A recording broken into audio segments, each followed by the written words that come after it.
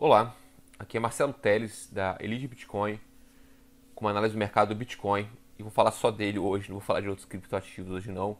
Hoje, dia 15 de novembro de 2018, né, um dia depois do início dessa grande queda do Bitcoin.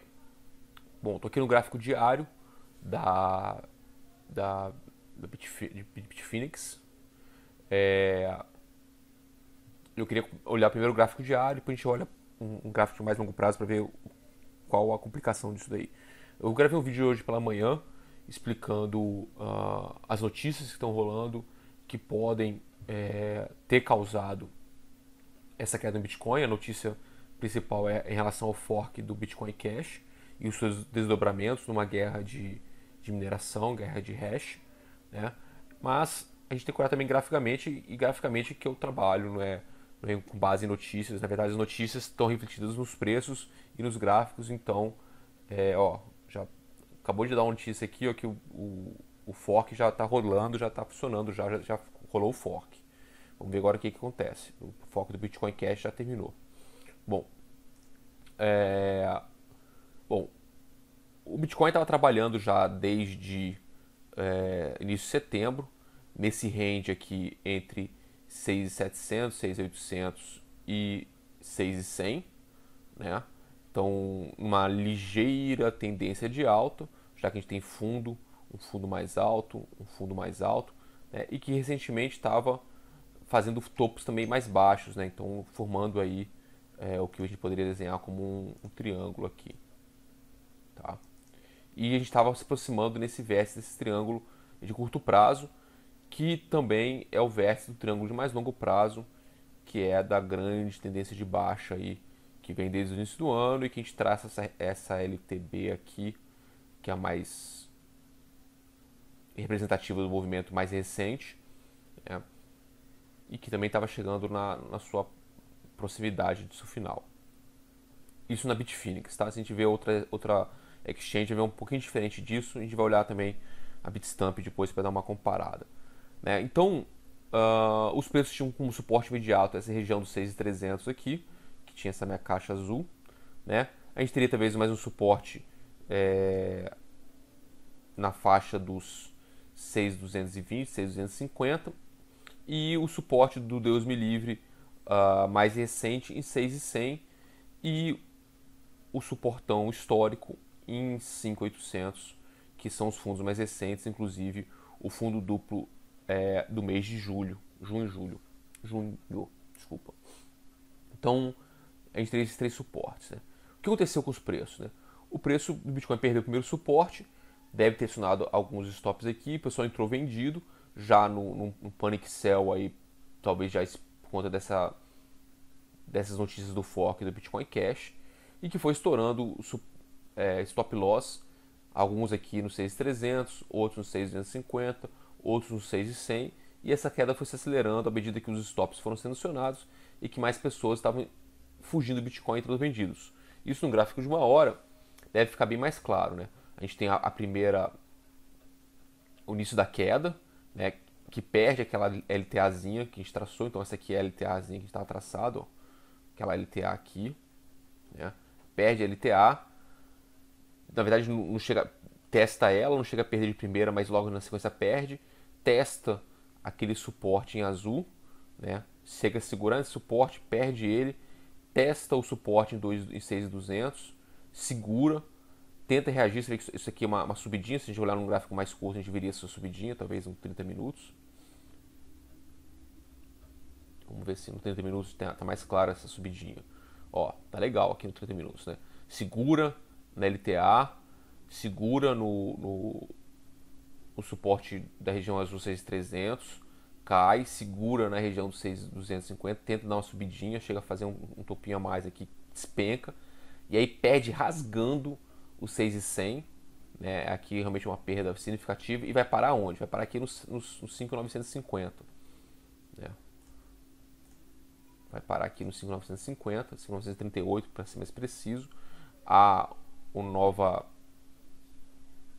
acumulação, os preços chegam na média de 9 períodos aqui no gráfico de 30 minutos, perde-se esse suporte, chega até a voltar a testar ele, vou desenhar ele de novo aqui, chega até a testar ele novamente aqui e volta a cair. Saiu até um ombro, cabeça a ombro aqui, né? E foi acionando os stops. A hora que aqui fez a primeira acionada no stop no 5.800, voltou, e na segunda perda aqui do 5.800 acelerou a queda, né? Tentou ainda uma reação aqui no 5.600 e aí perdeu. E a gente está nessa indefinição do momento, né? Então a gente vê aqui uma tentativa de retomada interessante, ó, uma reversão forte. Vamos ver como é que esse volume está aqui. O volume que não foi legal, né? Mas ainda a gente começa a ver alguma demonstração de força por parte dos touros nessa região, né? Defendendo aqui essa região aqui na Bitfinex nos 5.400, 5.500, né? Fazendo não é um arame que chama isso daqui. Cara, eu odeio esses nomes de candle, não lembro não, nunca. Mas revertendo, né? Anulando esse candle aqui. Mais um candle aqui de brigas aqui, de touros contra os ursos, né?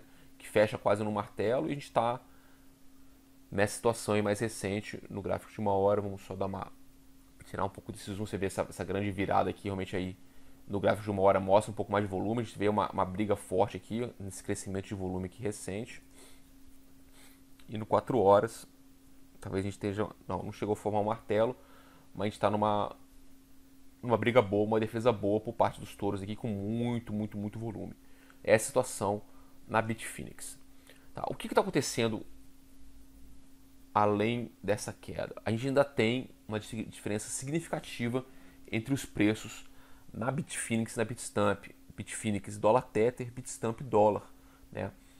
A queda na Bitstamp, na queda com o dólar, foi muito mais forte e muito mais rápida que a queda no Tether, né? A diferença entre as duas cotações chegou a $400 nessa queda, né? Depois estabilizou em torno dos 300, e agora, vamos só ver como é que está agora. Aqui a gente está então na Bitfinex em 5.650. Vamos para a Bitstamp. Estamos em 5.480. A gente tem uma diferença de quase $200, já está chegando mais perto a diferença entre as exchanges. Mas a gente vê também na Bitstamp um comportamento similar. Aqui eu não estou com o meu quadrado aqui embaixo, mas seria essa região aqui, aquela região do meu quadradinho, quando ele perde aqui, né? Os suportes aqui estavam um pouco diferentes, né? Porque a gente tinha os candles vazando aqui, mas na região do 6.100 também, perde essa região do 6.100 forte, e a queda se acelera justamente quando testa a região do 6K. Então a região do 6K forma esse grande candle aqui no gráfico de 4 horas, né? A gente vê a defesa aqui chegando até uma mínima em 5.199, ou seja, 5.200. Praticamente pode falar que foi a mínima da queda aqui na Bitstamp. Ou seja, você viu que aqui a queda foi muito mais significativa, né, do Bitcoin em relação a Bitfinex, que é dólar Tether. Então a tendência, a gente já está esperando isso há algum tempo, que estava chegando perto, chegou a $30, $40 de diferença recentemente, anteontem, e esse spread entre as exchanges voltou a aumentar, favorecendo operações de arbitragem, né? Mas não é meu foco aqui essa operação de arbitragem. Aqui o martelo fica melhor configurado também na Bitstamp, ou seja, a gente deve ter algum pullback nas próximas horas aqui para voltar a testar aquela mínima em 5.774, que é a mínima histórica do Bitcoin esse ano. Essa linha rosa aqui, eu marquei aqui agora há pouco, ela é essa mínima aqui que a gente atingiu esse ano no Bitcoin. Então é provável que a gente volte a testar ela, né? E a gente passa a ter então uma situação em que essa região dos 6.100 vira uma forte resistência. Então a gente vai ter uma possível tomada de alta, uma possível dificuldade em romper essa região dos 6.100, né? Mas que de imediato a primeira resistência é no 5.800 ou 5.774 aqui na Bitstamp. Então uma reversão deve ter uma parada nessa região. Bom, mas uma queda desse tamanho, com uma força tão grande assim, o que a gente tem na verdade é a formação do poderoso e grande Master Bandeira. É um sinal de que a chance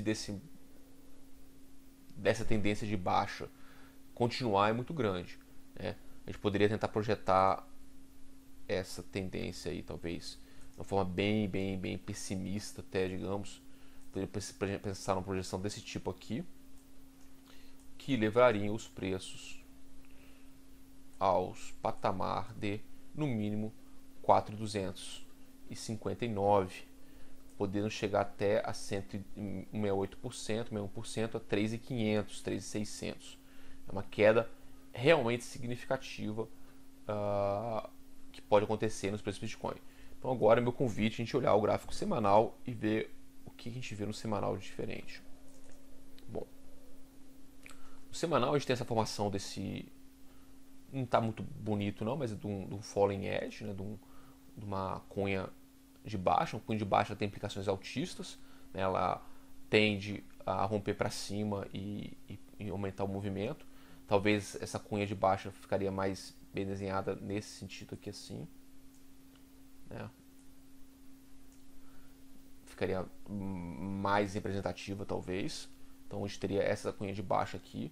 Então a gente deve trabalhar possivelmente esse range aqui nos próximos meses, caindo até um fundamento maior aqui e testando essas duas regiões de suporte importantes, né? A primeira região de suporte importante nos 4.600, que é esse nível de preços aqui de setembro do ano passado, que segurou o preço aqui no final de agosto, né? Teve a correção que testou esse outro nível de preço aqui em 3K, que era o outro suporte importante.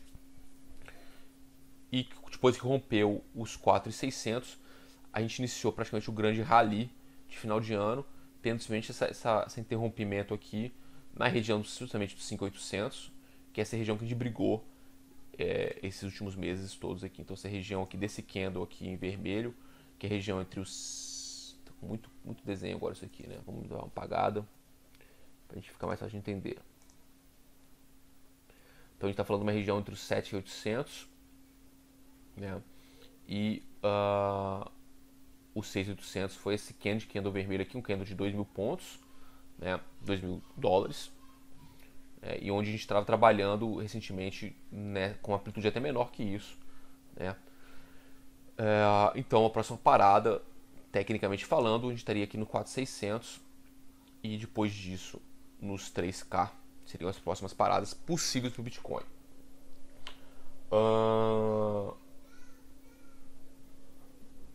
Estamos nesse de baixa? Estamos numa tendência de baixa desde o começo do ano, mas numa visão de longo prazo a gente se encontra numa longa tendência de alta, né? Estamos bem ainda acima da média de 200 períodos no gráfico semanal. Se a gente olhar numa escala logarítmica, já está na escala logarítmica, já estava na escala logarítmica, né? A gente vê que a correção ela é pequena, né? É uma correção que até o momento não chegou aos níveis de setembro do ano passado. Então a gente chegar e testar os 4.600, que é o próximo suporte, aí vai estar falando de preços de início de outubro do ano passado, 2017, né? Então aqui, esse preço aqui, deixa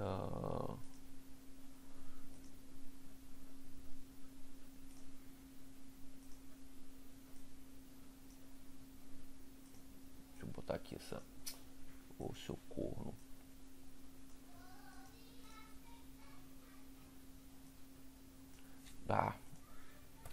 Saco.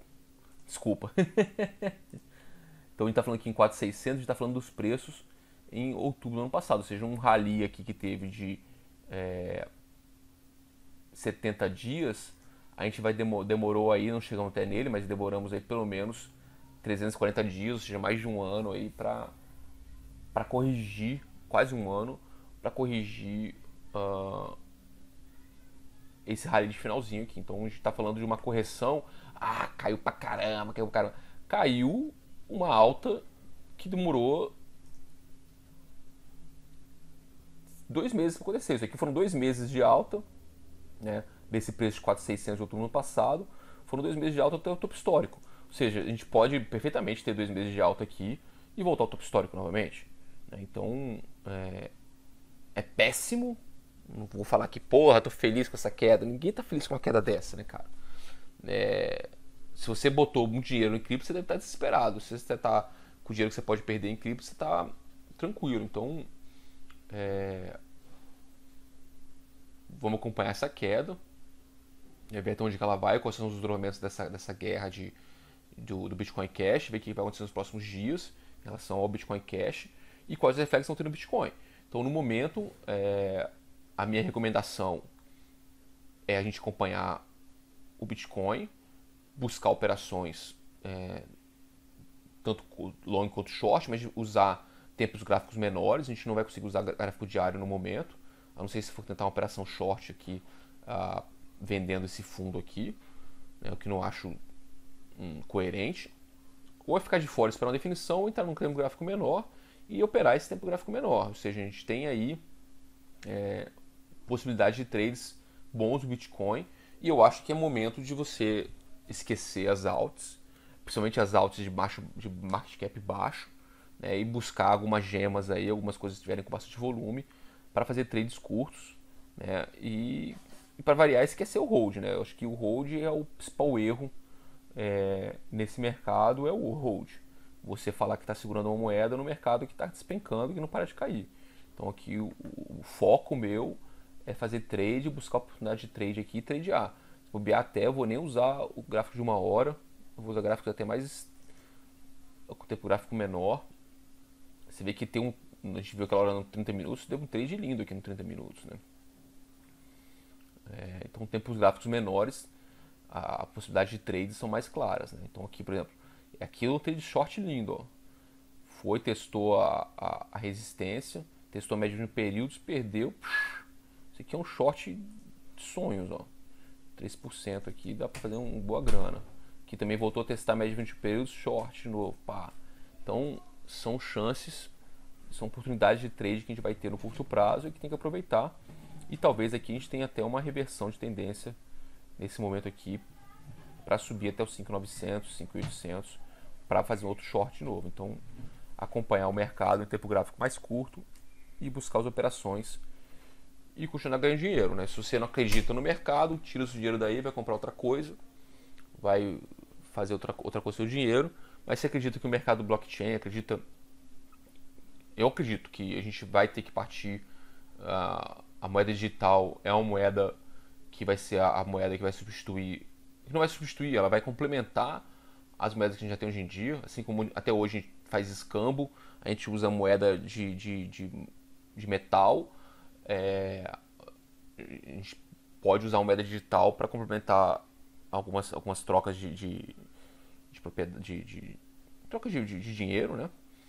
E que o blockchain, os aplicativos descentralizados vão começar a pipocar aí. A gente tem que estar de olho em qual aplicativo vai começar a ser usado, porque esses aplicativos a gente tem que comprar ele e aí sim fazer hold nele, que a gente pode estar comprando a próxima Amazon, a próxima Tesla, o próximo Google e aí por diante. Então temos que ficar de olho no mercado e comprar. Aqui pra mim tá dando trade, eu vou ficar aqui de olho, eu compro a máxima desse trade aqui com um alvo 1 aqui em 5.800. Aqui pra mim é um trade lindo.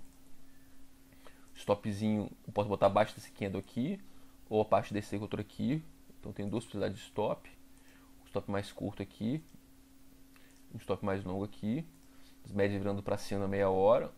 Acho que a gente pode buscar um trade. O maior problema é essa média de 50 aqui segurando os trades, mas a tendência é que a gente teste aqui os 5.800 novamente. Enfim, foca no trade, foca em ganhar dinheiro e se você acredita nesse mercado. Se você não acredita, sai fora, abandona o barco e se voltar a subir, não fica chorando essas pitangas depois pra mim não. Beleza? Então, os alvos agora é de queda, é o 4.600 que a gente está mirando e vamos aproveitar as oportunidades que tiverem no curto prazo também. Beleza? Nos vemos aí no próximo vídeo, qualquer novidade que eu perceber aí no mercado.